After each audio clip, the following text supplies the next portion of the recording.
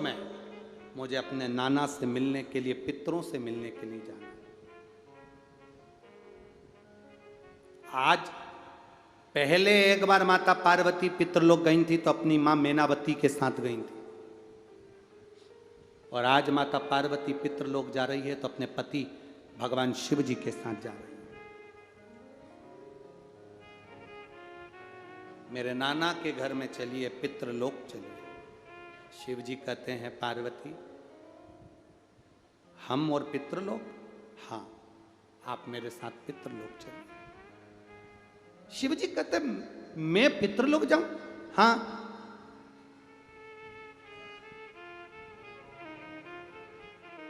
मुझे मेरे नाना जी की याद आ रही है, चलो मेरे साथ। देव अधिदेव महादेव ने पार्वती जी का कहना माना, शंकर भगवान पितृलोक की ओर जाने लगे। पितृलोक की ओर शंकर पार्वती जैसे ही कदम बढ़ाकर पितृलोक की दिशा की ओर, दक्षिण दिशा की ओर जैसे ही जाने लगे, शंकर भगवान ने जैसे ही दक्षिण का मुख कर कर दक्षिण दिशा की ओर जा रहे हैं, दक्षिण की ओर जा रहे हैं। शिव जी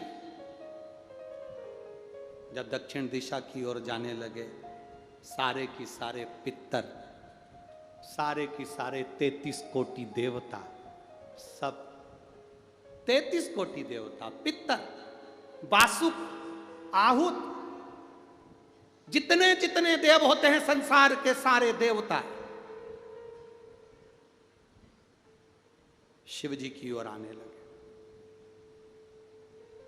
शंकर भगवान की ओर आने लगे। सब शिव जी की ओर आते हुए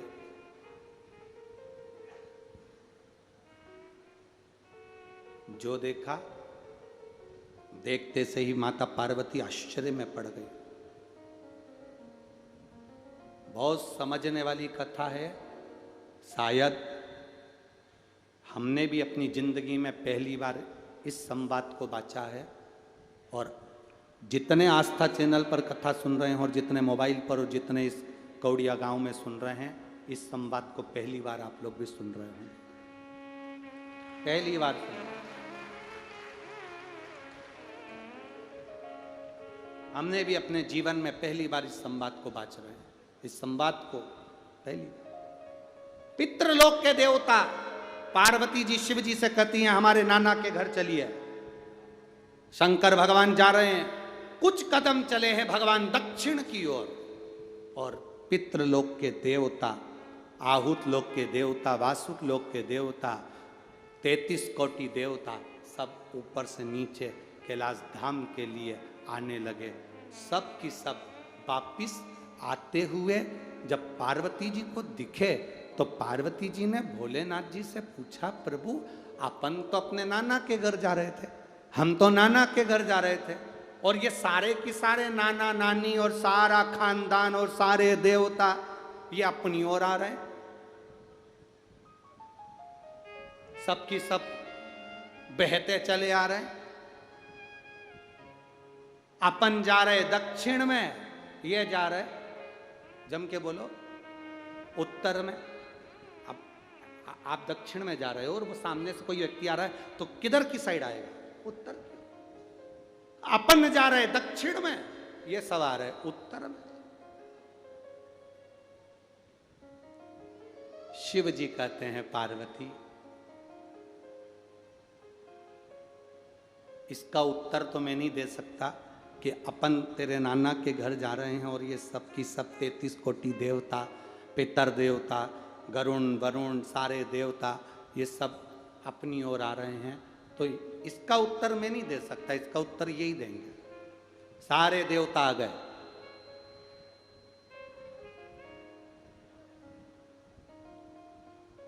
सब की सब शंकर जी की ओर जा रहे हैं। शंकर जी जाते हुए दिख रहे हैं, शंकर जी जाते हुए दिख रहे हैं दक्षिण की ओर, और ये सब उत्तर की ओर। शिव जी ने देखा कि ये लोग तो रुके ही नहीं हैं। भोलेनाथ डमरू खड़काए, जो डमरू खड़काए शिव जी ने अपना मुख उत्तर का करा, देवताओं ने अपना मुख दक्षिण का करा, शंकर जी ने पार्वती के सम्मुख में पूछ लिया, आप कहां जा रहे हो? पार्वती तो मुझे नाना के घर पितृलोक लेकर जा रही है, देवलोक लेकर जा रही है, और आप यहां कैलाश धाम पर आप मेरे पास में आ रहे हो, कहां जा रहे हो? पितरों ने हाथ जोड़कर कहा, हाथ जोड़कर पितर कहते हैं,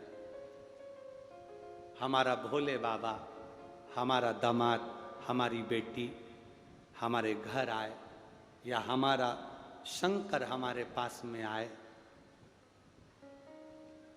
ये ठीक नहीं। हम हमारे भोलेनाथ के पास जाएं, इससे बढ़कर कोई सौभाग्य नहीं है, इससे बढ़कर कोई सौभाग्य नहीं है।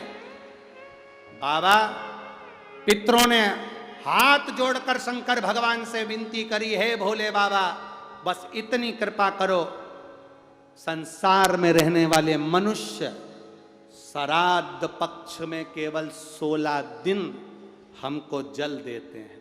कितने दिन देते हैं? 16 दिन।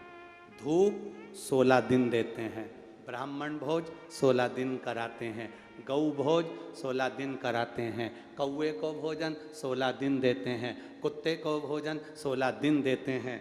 हमारे ये पितृलोक के देवता कह रहे हैं कि मृत्यु लोक में रहने वाले हमारे परिवार के लोग हमको केवल 16 दिन भाग देते हैं, बाकी के समय हम सब भूखे प्यासे रहते हैं। आप कृपा करो भोलेनाथ जी, आप करुणा करो। पार्वती जी ने देखा, मेरे नाना जी आपसे विनती कर रहे हैं। नाना, बोलो क्या चाहते हो? पितृलोक से पितरों ने और देवताओं ने कहा, भोलेनाथ आज हमें वर दे दीजिए, आपके ऊपर जब जल चढ़ेगा उसका एक कंश पितरों को, देवताओं को, सबको प्राप्त होगा।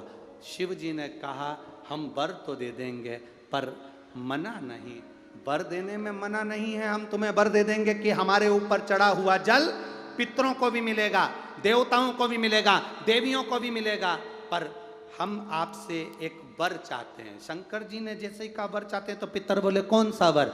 शंकर भगवान कहते हैं, हम आपसे केवल इतना चाहते हैं, अगर कोई हमारे मंदिर में आकर शिवलिंग पर जल चढ़ाएगा उसका एक भाग तुम्हारे खाते में जाएगा, पर आशीर्वाद आपको देना पड़ेगा कि उसके घर में कभी पितृदोष नहीं होगा,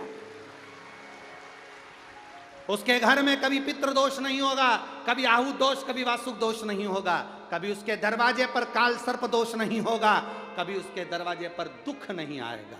पितरों ने वचन दे दिया, जो शंकर जी पे जल चढ़ाएगा, पितर कहते हैं अपनी बेटी पार्वती को देखकर, अपनी नातिन को देखकर, हम उसके घर से कभी भी दुख नहीं देंगे, हम उसको झोलियां खुशियों से भर देंगे। हम वो पितर। इसीलिए शंकर जी को जो जल चढ़ता है तो जलाधारी का मुख कहां का होता है? जम के बोलो, उत्तर की ओर होता है। जलाधारी का मुख कहां होता है? उत्तर की ओर। हमारा शिव पुराण कहता है, शिव तत्व कहता है, आप चारों तरफ से जल चढ़ाओ, मना नहीं है, पर कभी मौका मिल जाए आपको, और जैसे ये शिवलिंग है, ये जलाधारी है पानी बहने की, यहाँ से पानी बहता है, ये शिवलिंग है। जब तुम्हें कोई बहुत जरूरी बात कहना हो, कभी कोई बहुत जरूरी है और तुम्हारी जीवन में बहुत जरूरी है वो बात कहना, तो तुम बाबा अगर नहीं सुन रहा हो तो जैसे ये जलाधारी में पानी इधर से बहता है, तुम इधर बैठो। कहाँ बैठोगी? इधर दक्षिण में। जलाधारी का मुंह कहाँ होता है? उत्तर में। आप यहां बैठो और यहां बैठकर बाबा की पूजन करो, यहां बैठकर जल चढ़ाओ। वो पानी यहां जब बहकर, तुम यहां बैठकर जब जल चढ़ाओगी, दक्षिण में बैठकर उत्तर की ओर मुंह कर कर जब जल चढ़ाओगी और उत्तर में ही पानी बहकर जाएगा, तो तुम्हारे को रिजल्ट जल्दी आएगा। ये निश्चित है, आपका फल आपको मिलेगा, प्राप्त होगा।